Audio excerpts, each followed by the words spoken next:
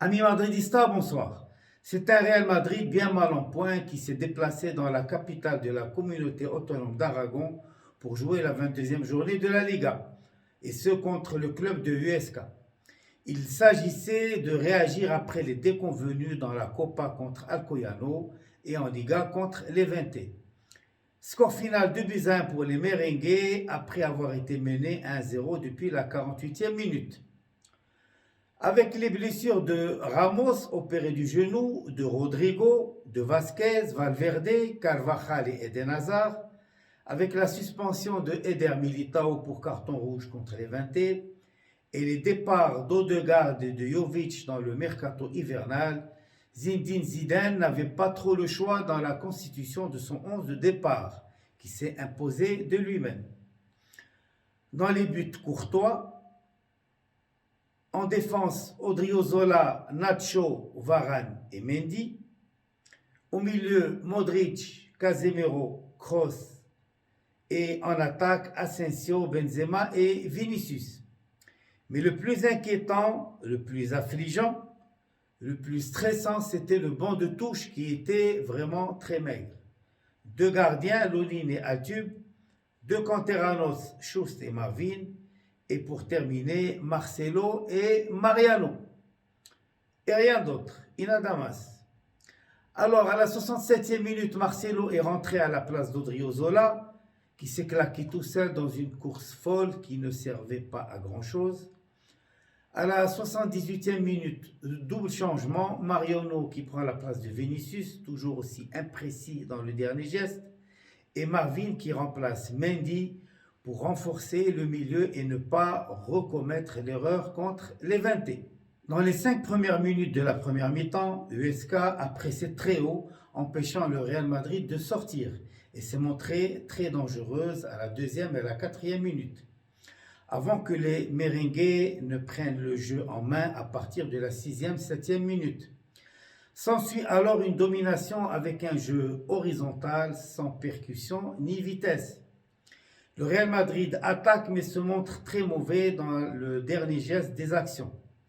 Fait important à la 32e minute, Kroos prend un jaune et sera ainsi suspendu pour le match en retard de la première journée contre Getafe. Ce match se déroulera ce mardi 9 février. La première véritable occasion est un tir des 20 mètres de Benzema à la 33e minute suite à une talonnade de Modric, mais bien sortie par Álvaro Fernandez, le gardien de USK. Puis une domination stérile du Real Madrid jusqu'à la pause. Au retour des vestiaires, seule USK est présente dans les 5 premières minutes. La lanterne rouge de la Liga va avoir 2 transversales, une à la 46e, une à la 50e minute, et va surtout ouvrir le score à la 48e minute par le biais de Galan d'un beau tir croisé en pleine lucarne gauche de Courtois. Heureusement, le Real Madrid va vite réagir. Asensio se fait sécher par Silva aux 25 mètres. Benzema tire sur la transversale et Varane égalise de la tête à la retombée du ballon. À partir de ce moment-là, à part la tête de Rafa Mir du point de pénalty et l'arrêt monumental de Courtois à la 63e minute, le Real Madrid va s'installer dans le cas de USK et ne rien lâcher jusqu'à la 84e minute où, suite à un coup franc, Kroos centre sur la tête de Casemiro, Álvaro Fernandez repousse et Varane à l'affût pousse ce ballon dans les filets, réalisant ainsi un doublé pour lui-même et assure une victoire très précieuse au Real Madrid. Le Real Madrid a bien joué malgré une absence de 7 minutes en début de seconde période qui lui a coûté un but.